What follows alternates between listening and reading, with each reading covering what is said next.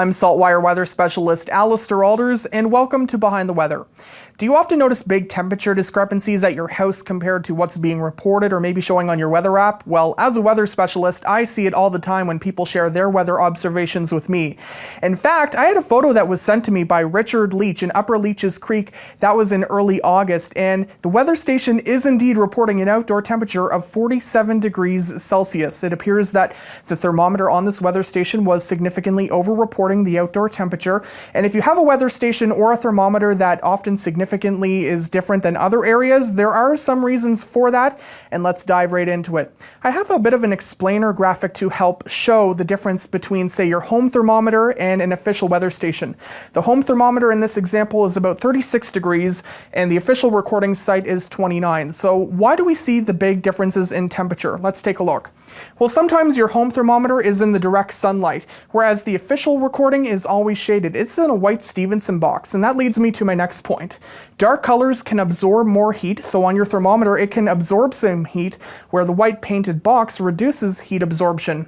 Finally, nearby houses and concrete can add radiant heat to the air, so that can skew your temperature.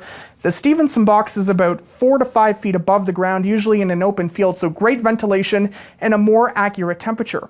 Now, if you have a home weather station or a thermometer and you're looking to get an accurate reading, well, here are a few tips. Starting with the height. It should be about 4 to 6 feet above the ground. Now, the location is ideally above grass, maybe in an open field that has good ventilation. But I did mention before the direct sunlight, so if you place it in an area, say that's indirect sunlight, well, your temperature could still be skewed. However, if you do have a home thermometer or a weather station, a lot of those now have heat radiative shields that can actually reflect that sunlight and give you a more accurate temperature. And you want to avoid those heat radiating sources such as dark siding and pavement, especially if you do have a home weather station that can still skew your temperature. And make sure that your weather station is twice the height of the nearest object. For example, it should be about 40 feet away from a 20-foot tree. Now, I do want to note that humidex and wind chill values are not actual temperature readings. The feel-like temperature is based on the air temperature and dew point in the summertime, the humidex, and the air temperature and wind in the winter, the wind chill. For example, if it feels like 38, it is not actually 38 degrees outside, it only feels like 38. If the wind chill is, say, minus 10, it's not actually minus 10, it is just feeling like that when you factor in other elements in our atmosphere.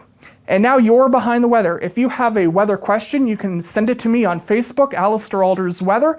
You can also tweet me at Allister Canada, send me an Instagram note at Allister Aalders Weather, or you can email me weather@saltwire.com.